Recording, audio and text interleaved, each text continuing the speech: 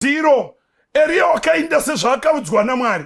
Mwari wakanga murayira ndichauyisa makunguwo achakupa zvokudya. Then wewe doubt waiti gunguwo harizivi, gunguwo rinokara, waiti gunguwo rinokanga futi, ringanikanga mwandikafa. Asi Eria hada kudaro Mwari kavokwe. Eria wakandomirira. Haleluya. Kana Mwari atimirira murume uri muchechi, usati varume vamuchechi havawani. Mira uripo. Kana Mwari ati usaita madhiri, ita zvinhu zvako zvakanaka. Mira uripo. Kwai gunguwo rakauya. Mangwanani nechingwa nenyama rikamupa akadya, rikauya futi madekwani. Gunguwo rakamira kukangamwa nokuti rakanga raraigwa naMwari.